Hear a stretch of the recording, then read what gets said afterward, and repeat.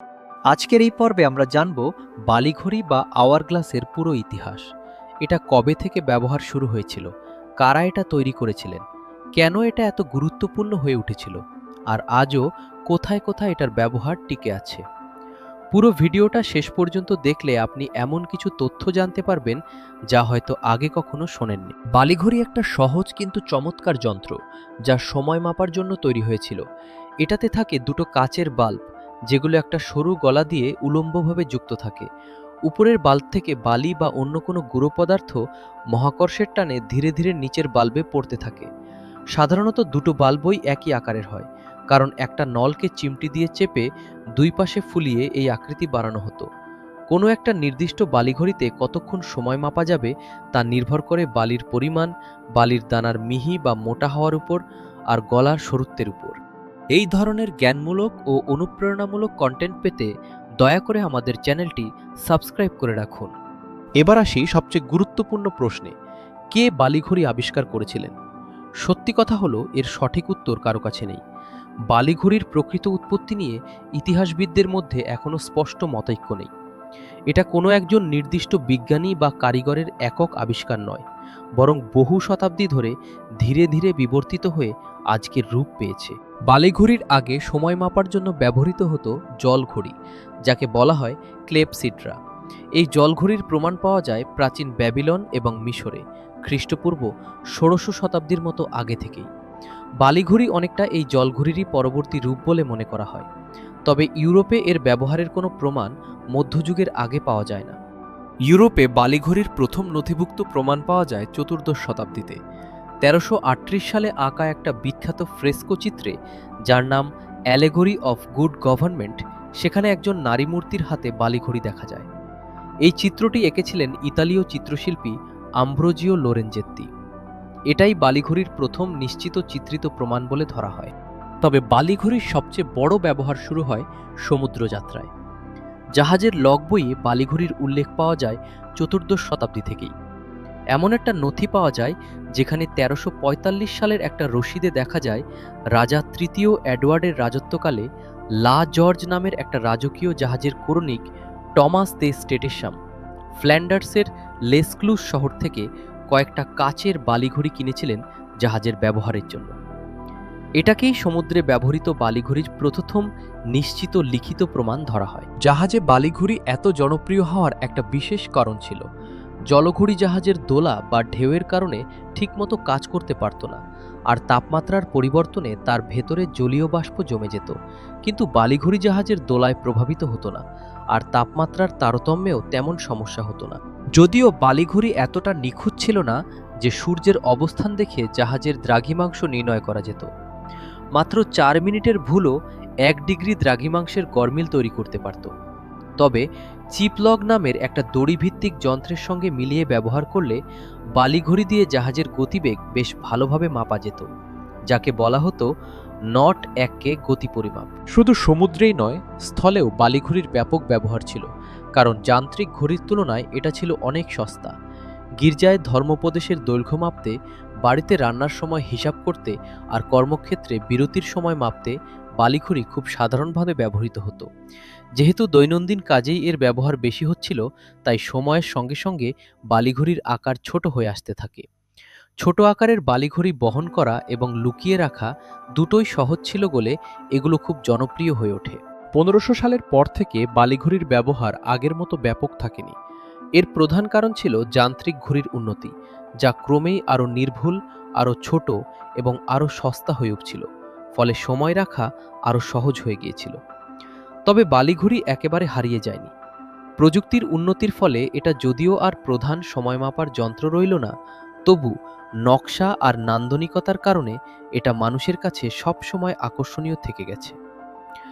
এখন পর্যন্ত টিকে থাকা সবচেয়ে পুরনো বালিঘড়িটি সংরক্ষিত আছে লন্ডনের ব্রিটিশ মিউজিয়ামে। অষ্টাদশ শতাব্দীতে এসে জন হ্যারিসন নামের একজন ব্রিটিশ কারিগর একটা যুগান্তকারী যন্ত্র তৈরি করেন, যার নাম মেরিন ক্রোনোমিটার।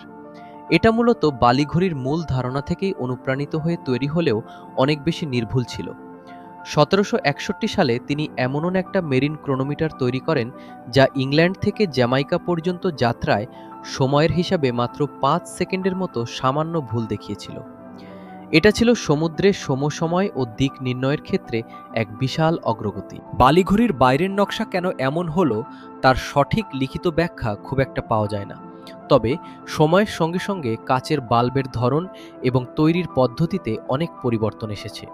শুরুর দিকে দুটো বাল্ব আলাদাভাবে তৈরি করে তাদের সংযোগস্থলে দড়ি জড়িয়ে তার উপর মোম লাগিয়ে জোড়া লাগানো হতো, যাতে বালি ভেতরে প্রবাহিত হতে পারে অথচ বেরিয়ে না যায়। 1760 সালের দিকে এসে প্রথমবারের মতো দুটো বাল্ব একসঙ্গে ফুঁকে তৈরি করা শুরু হয়, যাতে ভেতরে আর্দ্রতা ঢুকতে না পারে এবং বাল্বের ভেতরের চাপ ঠিক থাকে, যা বালির প্রবাহকে আরও স্থির রাখতে সাহায্য করে। একটা মজার তথ্য হলো, সব বালিঘড়িতে আসলে বালিই ব্যবহৃত হতো না। প্রথম দিকের কিছু বালিঘড়িতে সিলিকা বালি ব্যবহৃত হলেও বেশিরভাগ ক্ষেত্রেই ব্যবহার করা হতো গুঁড়ো মার্বেল পাথর, টিন বা সীসার অক্সাইড, এমনকি পোড়ানো ডিমের খোসার গুঁড়ো। বিভিন্ন ধরনের দানার গঠন পরীক্ষা করে দেখা হতো কোনটা সবচেয়ে স্থির প্রবাহ দিতে পারে। পরে দেখা যায় দানার আকার আর গলার সরুত্বের অনুপাত যদি 12 ভাগের 1 ভাগের বেশি কিন্তু 2 ভাগের 1 ভাগের কম রাখা যায়, তাহলে সবচেয়ে নিখুঁত ও স্থির প্রবাহ পাওয়া যায়। বালিঘড়ি নির্ভরযোগ্য হওয়ার আরেকটা বড় কারণ ছিল উপরের বাল্বে বালির স্তর যত গভীরই হোক না কেন, বালির পড়ার গতি সবসময় প্রায় একই থাকত, আর ঠান্ডা আবহাওয়াতেও এটা জমে যেত না, যা জলঘড়ির ক্ষেত্রে বড় সমস্যা ছিল। এই কারণে পঞ্চদশ শতাব্দী থেকেই বালিঘড়ি সমুদ্রযাত্রা, গির্জা, শিল্পক্ষেত্র এবং রান্নাঘরে ব্যাপকভাবে ব্যবহৃত হতে শুরু করে। ইতিহাসের একটা চমৎকার উদাহরণ হল ফার্দিনান্দ ম্যাগেলানের বিশ্ব পরিক্রমা যাত্রা। স্পেনের রাজা প্রথম চার্লসের অনুমোদনে যখন এই যাত্রা শুরু হয়, তখন জাহাজের মালপত্রের তালিকায় বার্সেলোনা থেকে আনা 18টা বালিঘড়ি ছিল। জাহাজের একজন কমবয়সী কর্মী বা পেজের দায়িত্ব ছিল নিয়মিত বিরতিতে বালিঘড়ি উল্টে দেওয়া, যাতে জাহাজের লগ বইয়ে সঠিক সময় লেখা যায়। তবে দুপুরের সঠিক সময় নির্ধারণের জন্য বালিঘড়ির উপর নির্ভর করতে হতো না, কারণ তখন সূর্য একদম মধ্য গগনে বা শীর্ষবিন্দুতে থাকত, যা দেখেই দুপুর নির্ণয় করা যেত। আরেকটা চমকপ্রদ তথ্য হলো, কখনো কখনো একই কাঠামোয় একাধিক বালিঘড়ি বসানো হতো, প্রতিটির সময়সীমা আলাদা। যেমন সপ্তদশ শতাব্দীর ইতালীয় একটা চারমুখী বালিঘড়িতে একসঙ্গে 15 মিনিট, আধা ঘন্টা, 45 মিনিট এবং 1 ঘন্টা মাপার ব্যবস্থা ছিল। এই ধরনের যন্ত্র সাধারণত গির্জায় ব্যবহার করা হতো, যাতে যাজক বা ধর্মীয় নেতারা তাদের ধর্মোপদেশের দৈর্ঘ্য ঠিকঠাক নিয়ন্ত্রণ করতে পারেন। বালিঘড়ি আজকের দিনেও পুরোপুরি হারিয়ে যায়নি। অস্ট্রেলিয়ার সংসদের 2 কক্ষেই এখনও নির্দিষ্ট কিছু কার্যক্রমের সময় মাপতে 3টি বালিঘড়ি ব্যবহার করা হয়, বিশেষ করে ভোটাভুটির সময় সদস্যদের গণনার জন্য। এছাড়া পিকশনারি আর বগলের মতো জনপ্রিয় বোর্ড গেমেও প্রতিটি রাউন্ডের সময়সীমা মাপতে ছোট আকারের বালিঘড়ি ব্যবহৃত হয়ে থাকে। বালিঘড়ির প্রতীকী তাৎপর্যও কম নয়। বেশিরভাগ সময় মাপার যন্ত্রের থেকে আলাদাভাবে বালিঘড়ি একই সঙ্গে অতীত আর ভবিষ্যতের মাঝে বর্তমান মুহূর্তকে খুব স্পষ্টভাবে চোখের সামনে তুলে ধরে। এই কারণেই এটা মানুষের জীবনের ক্ষণস্থায়িত্বের প্রতীক হয়ে উঠেছে।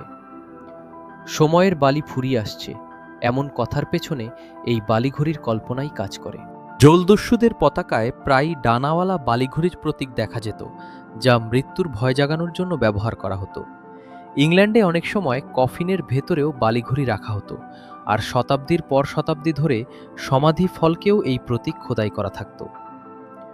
রসায়নবিদ্যা বা আলকেমির পুরনো লেখাতেও ঘণ্টা বোঝানোর প্রতীক হিসেবে বালিঘড়ির ব্যবহার দেখা যায়।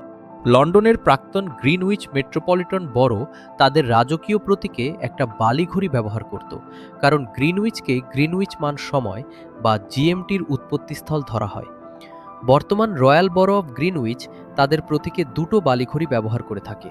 সময়ের প্রতীক হিসেবে বালিঘড়ির জনপ্রিয়তা এখনও টিকে আছে, যদিও এটা আর সময় মাপার প্রধান যন্ত্র নয়।